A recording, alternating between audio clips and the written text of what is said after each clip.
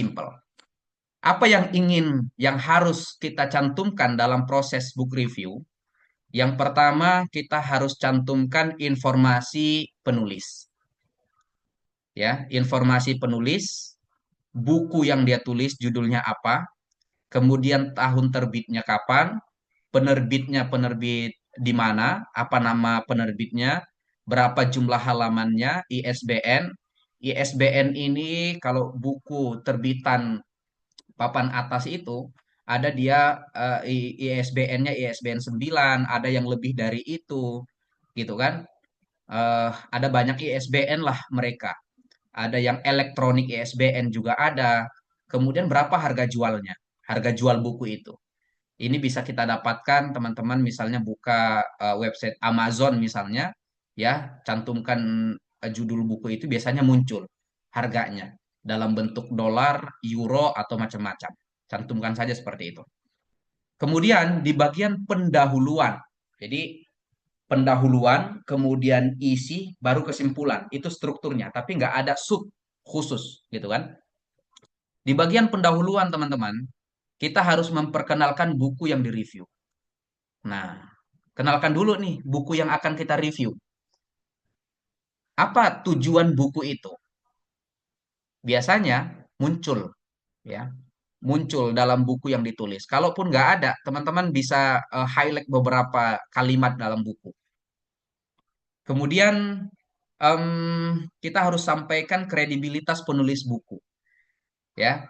Ya namanya buku yang diterbitkan katakanlah penerbit papan atas, berarti penulisnya juga mayoritas penulis yang sudah terkenal, memiliki kredibilitas yang tinggi. Nah, ya. Ya sampaikan saja bagaimana pengalaman akademik mereka yang berkaitan dengan judul buku yang ditulis, ya, pengalaman publikasi dan seterusnya. Sehingga buku yang dia tulis itu memiliki keterkaitan dengan bidang ilmu yang didalami. Saya katakanlah saya dari bidang studi pendidikan bahasa Arab, terus saya menulis buku misalnya tentang kesehatan. Walaupun terbit di penerbit, tapi kan nggak sesuai dengan disiplin ilmu saya. Kan gitu. Nah, kalau teman-teman dapat seperti itu, ya, itu bisa jadi catatan. Nah, itu bisa jadi catatan dalam review kita bahwa si penulis ini dari bidang studi A, tapi dia menulis buku yang sudah diterbitkan yang direview sekarang itu dari bidang studi X misalnya. Itu jomplang sekali, gitu kan? Nah, kemudian jelaskan mengapa buku ini penting dalam bidang studi tersebut. Terus yang kita lakukan adalah meringkas buku, tapi nggak hanya sekedar ringkasan bersifat resume seperti itu, ya. Kita sampaikan gambaran isi buku secara singkat tapi padat, kemudian berikan argumentasi utama dalam struktur buku, kemudian kita harus menyoroti bagian-bagian penting yang menonjol dalam setiap bab buku tersebut. Dan kita harus melakukan analisis, teman-teman. Analisis dan juga evaluasi terhadap buku itu. Apa kekuatan buku? Nah, sampaikan kekuatan buku ini, kontribusinya ya. Kemudian sisi kelemahannya di bidang apa? Apakah teorinya terbatas atau metodologinya dan lain-lain. Nah, masih relevan nggak buku ini untuk penelitian terupdate hari ini? Gitu. Kemudian kita boleh mengkomparasikan buku yang kita review dengan buku-buku yang lain dalam bidang yang sama. Nah, itu untuk memunculkan referensi. Ya, referensi di buku review itu nggak usah banyak-banyak. Ya, nggak usah banyak-banyak. Tiga saya pikir sudah cukup. Kalau saya buat hanya satu. Ya.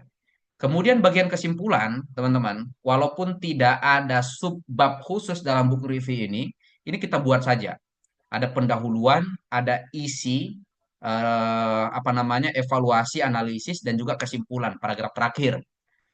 Kemudian di kesimpulan ini boleh kita meng-highlight kembali poin-poin penting dari yang kita review, ya, atau mau kita lanjut kepada saran kepada pembaca, kepada akademisi, yang potensial untuk membaca kemudian lebih lanjut buku tersebut.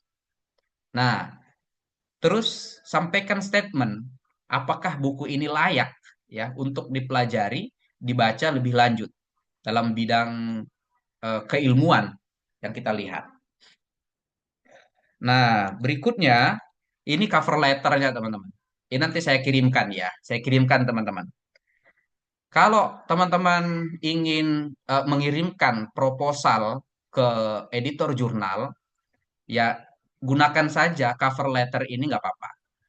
Isi subject emailnya book review request, kemudian di paling atas itu kita sampaikan penghormatan kepada editor jurnal tujuan kita, ya.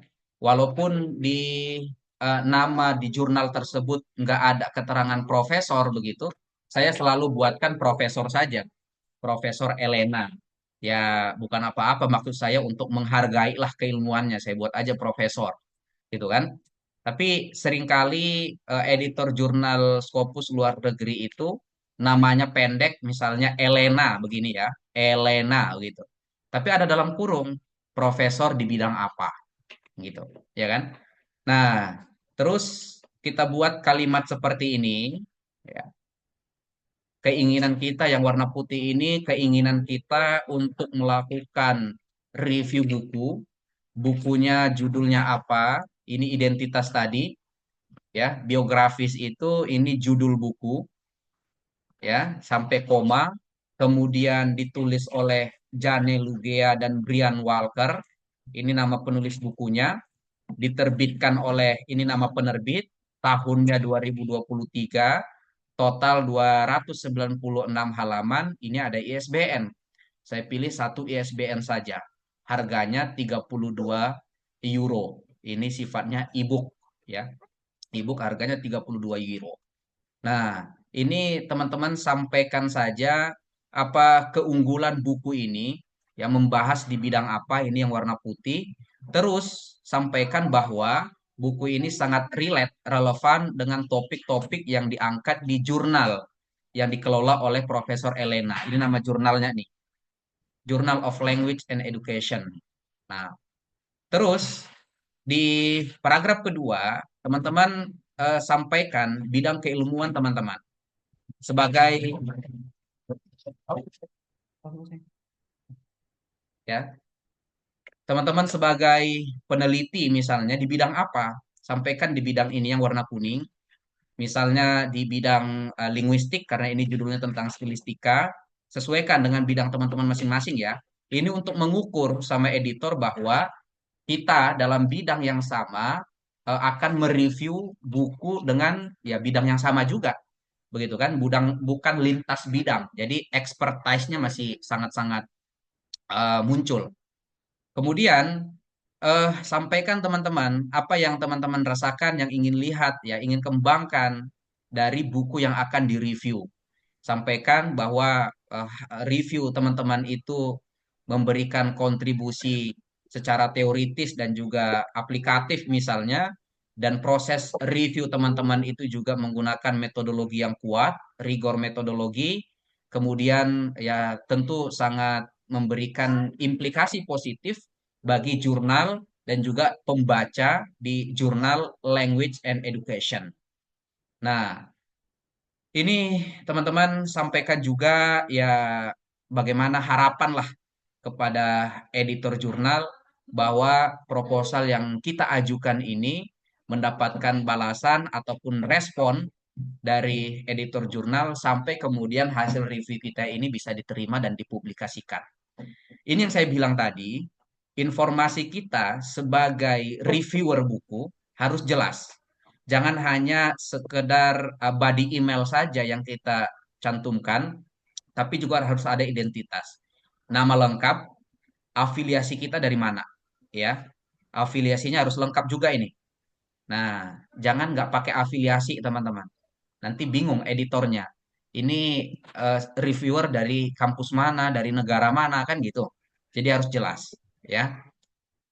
Oke, ini cover letternya teman-teman. Nanti saya kirim ya. Oke, baik ini kalau teoritisnya saya pikir udah selesai. Nah, tampilannya seperti ini, teman-teman. Ya, tampilannya seperti ini. Oke, kita coba ya. Teman-teman sambil sambil coba juga ya. Kalau nanti ada kesulitan biar bisa langsung kita diskusikan. Oke, kita coba contohkan teman-teman. Kita coba contohkan di sini. Kita coba salah satu saja. Saya sedang menggeluti misalnya tentang language policy. Nah, ini. Teman-teman silahkan cari menggunakan kata kunci saja. Ya, kata kunci saja di pencarian. Nah, saya menggunakan libgen.is. Kalau teman-teman menggunakan libgen.mx juga boleh. Nah, tapi biar sama, gunakan libgen.is saja. Mumpung dia bisa. Kemarin nggak bisa, teman-teman. Udah bingung juga saya itu. Oke, saya ketik pencarian seperti ini, ya. Kemudian search. Ah, lihat nih. Kalau libgen MX itu terbatas jumlahnya, ya, terbatas. Kalau yang .is, nah ini kan banyak nih. Kita scroll ke bawah, ini masih banyak. Oke. Nah, di sini teman-teman, setelah kita buka kata kuncinya language policy, terus yang pertama kita lihat adalah tahun terbit. Lihat dulu tahun terbit terbaru, ya, terbaru. Nah, kita scroll ke bawah, ini masih terbitan 2003, 2006, begitu. Kita lihat salah satunya em, di sini juga bisa harusnya ya. Oh, nah, kita lihat aja dari sini ya pencariannya. Ini udah 2023 nih. Nah, kayak gini 2023, ya kan? Ini penerbitnya 2023. Nah, ini penerbitnya 2023, publishernya Springer nih. Publishernya sudah publisher yang punya kredibilitas tinggi. Judulnya masih adalah kaitannya dengan Language Policy and Planning, LPP. Ini penulisnya, ya. Ini penulisnya nih. Iya sayang. Nanti ditangkap sama kakak-kakak itu. Duduk sini aja. Oke. Nah, ini autornya. Kalau teman-teman ingin lihat ya buku ini secara lengkap, klik saja seperti ini. Nah, ini. Sampai dia gambar tangan menunjuk, klik. Oke, tampilannya seperti ini. Nah, ya. Tampilan seperti ini nih. Oke. Ini penulisnya berarti ada satu, dua, tiga, empat. Ada empat penulis.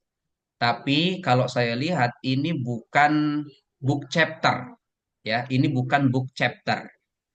Nah, ini masih buku, ya, buku monograf lah, bukan book chapter yang ditulis oleh banyak orang dengan judul-judul yang juga beragam, ya. Seperti ini masih relevan untuk kita apa namanya? Kita review.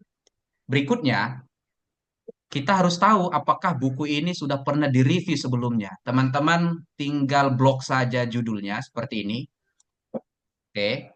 Kemudian Ctrl C atau copy, buka tab baru. Ini tabnya kelihatan nggak? Kelihatan ya. Kemudian kita paste di sini. Kemudian enter saja, teman-teman. Nah, ini di enter saja nih. Cari judul yang sesuai. Judulnya tadi adalah Epistemological and Theoretical Foundation. Di sini ya, in Language Policy and Planning. Nah, penulisnya adalah Michael Gozzala. Nah, ini penerbitnya Springer. Ini berarti bukan. Gozzala juga bukan. Nah, ada satu nih. Kelihatan. Ada satu. Judulnya mirip banget. Ya, Epistemological and Theoretical Foundation in Language Policy and Planning. Tapi penulisnya sudah beda nih. Tahun 2023. Nah, kita coba lihat. Bahkan ada dua nih. Ini juga ada satu, ada Davari tahun 2024. Kita lihat satu ya. Kita lihat dulu yang paling atas. Jangan-jangan ini buku sudah pernah direview. Ternyata benar. Buku ini sudah pernah direview nih. Nah ini. Book review. Ya. Reviewernya Wei Ping Wu, ya. Ini satu, berarti buku sudah pernah direview. Nah, saya lihat ada lagi satu lagi dengan nama yang berbeda, H. Davari. Coba kita klik, judulnya sama. Nah, iya, ternyata judulnya sama. Epistemological and Theoretical sama, tapi tahunnya 2024. Hussein Davari, gitu kan. Tapi back matter. Sama juga, book review juga, teman-teman. Buku yang sama sudah direview oleh dua reviewer. Satu terbit tahun 2023 sesuai dengan terbitan buku itu. Satu lagi direview oleh reviewer yang diterbitkan tahun 2024. Bukunya sama. Nah, kalau case seperti ini tidak disarankan untuk kita review lagi. Gitu kan? Nggak disarankan lagi kita mereview buku yang sama. Orang reviewernya udah ada dua. Nah, ini tadi yang saya bilang. Kita lampirkan juga harganya. Di sini kan langsung muncul nih. Ini website Amazon, judulnya sama, Recognize ini. Kita buka, langsung muncul harganya di sini. Ini harus kita lampirkan teman-teman ya, harganya. Ini bahasa apa ini? Bahasa Ibrani ya. Nah, kira-kira ini harganya. 34 US dollar. Paperbacknya ya. Ini 34 US dollar. Nah, dari sini kita dapat tahu berapa harga buku ini. Gitu. Itu yang kita lampirkan nanti. Oke. Misalnya nih teman-teman, udah deh ini aja lah bukunya dah. Yang ditulis oleh Nicholas Limerick. Terus kita coba klik. Nah, klik aja teman-teman tadi ya. Nah, di sini ini kita klik saja judul bukunya, klik seperti ini. Kemudian kita minta download.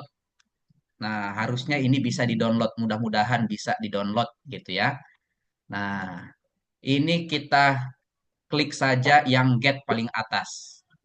Sudah tampilannya seperti ini, kita siap mendownload buku. Nah, siap untuk mendownload buku. Kita download, klik get. Nah, bisa langsung terdownload dia di sini ya. Lagi proses. Kita tunggu dulu. Bisa diulang Kak tadi yang dapat downloadannya gimana?